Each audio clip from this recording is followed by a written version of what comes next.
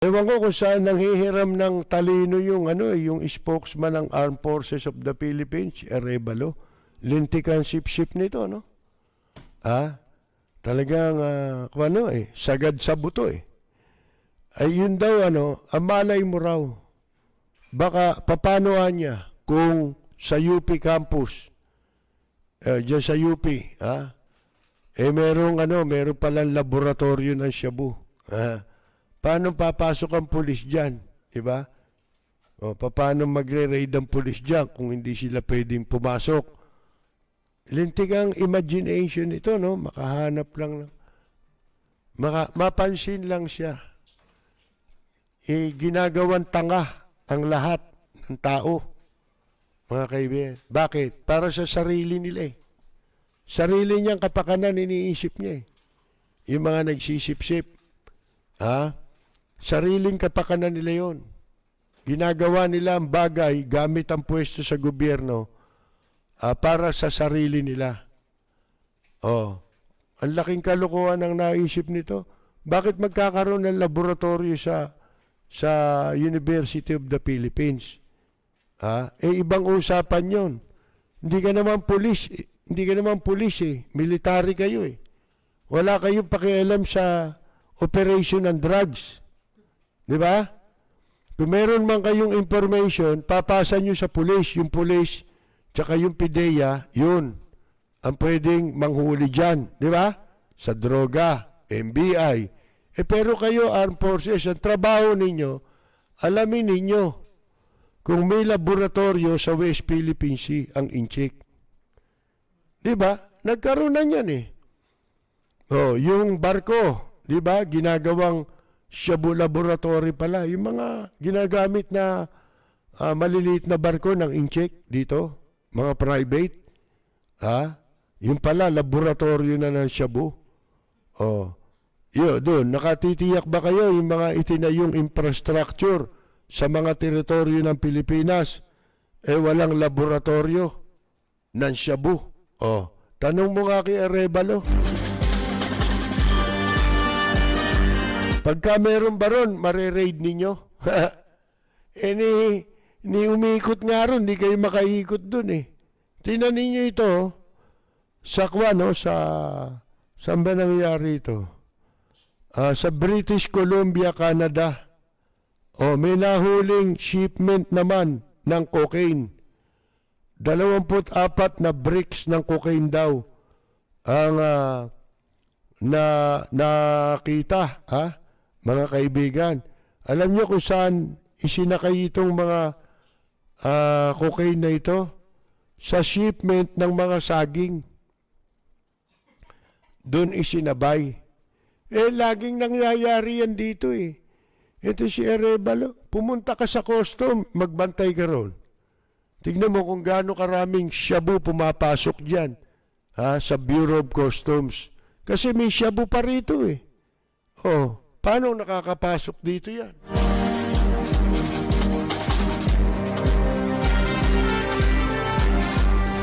Yan ang modus, di ba? Talagang hindi lamang dito sa Pilipinas. Ginagamit ang shipment. Tapos sa loob pala niyan, idideklara saging pero may shabu pala. Di ba, ano tawag mo rin sa magnetic filter? Diyan sa Cavite. Di ba ano yun? Shipment yun. Nilagyan ng shabu. Mga kaibigan, puro kalokohan itong mga pinag-uusapan nito. Ang tatangan nitong nasa AFP, no? Iba talaga ang nagagawa ng pera, no? Nabobobo sila, no? Tsaka kapangyarihan, na hindi balik siguro kasi hindi sila karapat dapat talaga doon sa pwesto. Kaya ganyan eh, mga kaibigan na nangyayari sa atin. Walang preno kung bumatikos. Malalim at makatwirang komentaryo. Mag-ingat ang mga politikong gumagawa ng kalokohan at baka kayo ay tamaan ng Rapid Fire!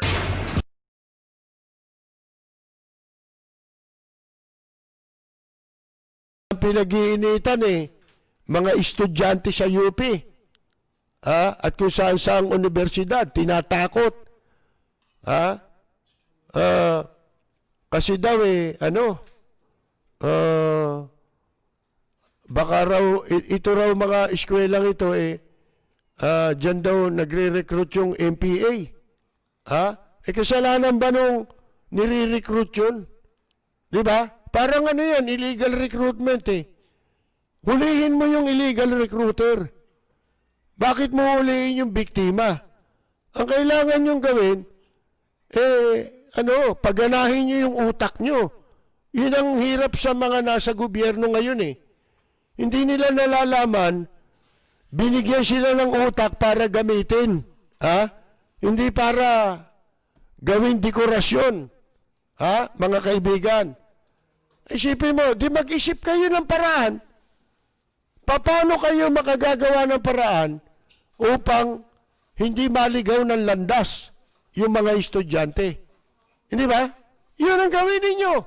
Hindi nyo magawa Kasi bakit sila nahihikayat? Bakit may mga nahihikayat na sumama? Mamundok. Kasi totoo yung nangyayari na sinasabi. Alam niyo naman ang pagdoktrina ng mga kaliwa yung kahirapan, yan ang iano sa tao, yung injustice, kamukha nito. Paano hindi mag-MPA yung mga tao? Nakikita walang katarungan. Hindi ba? Yan nga yung sinasabi ni mga nagre-recruit Mga kaibigan, kaya madaling matangay. Itong mga kabataan. Hindi nila nakikita kagad kung yung tunay na agenda. Di ba? Sa likod noong mga ginagamit na doktrina sa kanila. Mga kaibigan. Isipin mo ito, laking kalokohan ito. Dinismiss dahil for lack of probable cause. Na ang sabi, yun daw mga pinagbasihan ni Kicho, nung abogadong naghain ng formal na reklamo labang kay Coco Pimentel, ay ibinasi lamang sa news report. Kahit ba news report yun, totoo nangyari yun. O hindi ba itong ombudsman, madalas natin sinasabi, ano tungkulin niyang ombudsman sa katotohanan lang? Pagdating sa pagkakaso, para makasuhan yung mga magnanakaw. Hindi naman kailangang may formal na mag-complain sa kanila. Base lamang sa report. Halimbawa, may sinulat ka sa periodiko kahit kapraso lang. Nasa ganitong tanggapan, may mataas na opisyal. Nagnakaw itong hinduropot na ito. O kung ano mang kasalanan niya. Kahit di mo siya pinangalanan.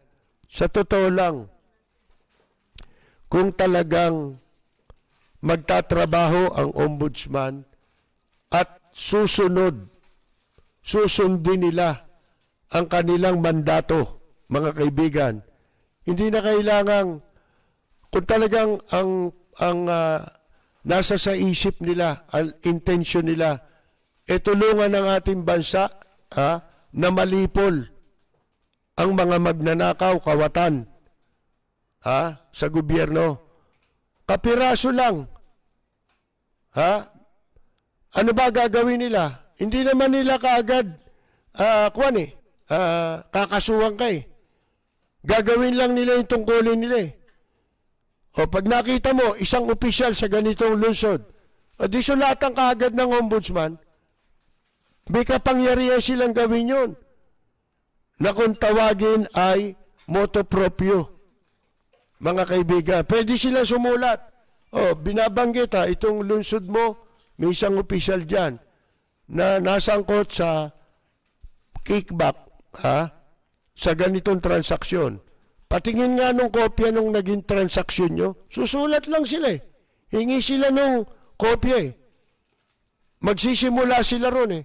Hindi na kailangan mag-provide ng additional evidence or information ang sumulat. Pero pwede nang umaksyon, motu proprio ang ombudsman. O, anong sasabihin mong, di lalo ito, kaya nga yan na periodiko, sapagkat totoong nangyari yan. Oh. Ngayon, kung na-dismiss ito, dinismiss nila ngayon, itong kaso kay Coco Pimentel dahil ang pinagbasihan lang daw ng abogado, periodiko. Ha, mga kaibigan, ibig bang sabihin, ito ngayon, oh, si Coco Pimentel, pwede niyang idemanda yung ospital? Yung mga doktor na nagsalita laban sa kanya? Pwede niya ba idemanda? Yung administration ng Makati Medical Center, pwede niya bang idemanda? Dahil doon sa kanilang statement? Oh, mga kaibigan, hindi niya pwedeng idemanda. Bakit? May result ng testing eh. Kaya siya nag-positive na sinwab test siya eh. Gagong piskal lang gumawa nito, mga kaibigan. Nagbabayad tayo ng mga ganitong klase ng piskal. Ang sinusweldo, napakalalaki. Base raw sa periodiko. Kahit na yan ay nagbase sa periodiko, kung yan ay totoong nangyari. Tungkulin nyo ng piskal. Sana pinakuha ng piskal. Nasaan yung kwan? Yung swab test mo, Senator Pimentel. Anong pecha ito? Wala eh. Sinadya eh. Talagang ibinitin lang eh. Tapos, nung malamig na, pinalamig lang, tsaka nila nilabas. Ako, wala akong against dito kay Coco Pimentel. Pero ito, magandang example eh. Hindi naman sinabing, ibilanggo nyo yan. Hindi naman sinasabing, hinahanap ng taong bayan, bitayin nyo yan, o kaya ibilanggo nyo yan. Makakita lang ng parusa. Di ba? Na totoo naman dapat siyang parusahan. Sapagkat, gobyerno nagpapatupad ng batas eh. Sa batas, lahat tayo sakop doon. Lahat ng tao, kaya nasa gobyerno ka, kaya wala ka sa gobyerno. May batas lahat yan. Mga kaibigan. Sipin ninyo, ito na yung pagkakataong ipakita nila eh. Kaya sino maniniwala sa inyong walang human rights violation? Paniniwalaan pa ba kayo? Lalo ngayon, nakaupo na si Biden. Naantay na lang natin. Ano mangyayari? Si Percy Lapid, Umabanan. Lapid Fire. Sip mo, sayang ang mga tinapos. Nag-aral ka ng abogado, ang tagal. Gagamitin mo lang sa kalokohan. Tapos nasa gobyerno ka pa man din. Sumusweldo ka pa man din. Pinasusweldo ka ng taong bayan. Gaano karami yung bilangin ninyo na hinuli nila dahil hindi pagsusot ng face mask. Diyan sa Quezon City, di ba, yung meron pa yung nagtitinda ng isda. Binugbog eh. Pinaghahataw eh. Ng mga hinduropot na barangay kupal. Diyan sa Quezon City. Nakakapiranggot yung kapangyarihan eh. Lintik eh. In-exercise eh. Nag-exercise ng authority. Sipin mong gulpihin mo yung nagtitinda ng isda. Paglabag sa protocol. Yun ba ang katumbas na parusa sa paglabag sa protocol? Bakit ito? Ito formally. Pinailan ng kaso eh. Ito na yung mga pagkakataon eh. Na dapat pinakikitang gumagana ang batas eh. Kaya wala na kayong credibility itong gobyernong ito, itong administrasyong ito. Saan magnanakaw ng credibility ito? Yun ang hindi nila kayang nakawin ngayon. Yung credibility. Yung pera nananakaw nila. Pero yung kredibilidad, Magnakaw kayo niyan para bumalik ang tiwala ng taong bayan. Ewan ko kung saan kayo kukuha. Si Ka-Percy Lapid, bumabanat. Lapid Fire!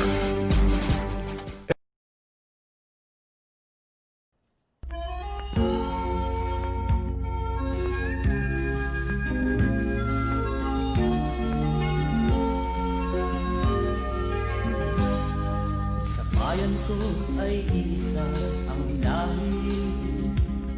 Dito'y wala ang pagkukunwari. Hindi padagay, sadyang kilala sa daigdig. May pagkakaisa sa bawat nais. Magandang Yumaga! Coco Pimentel!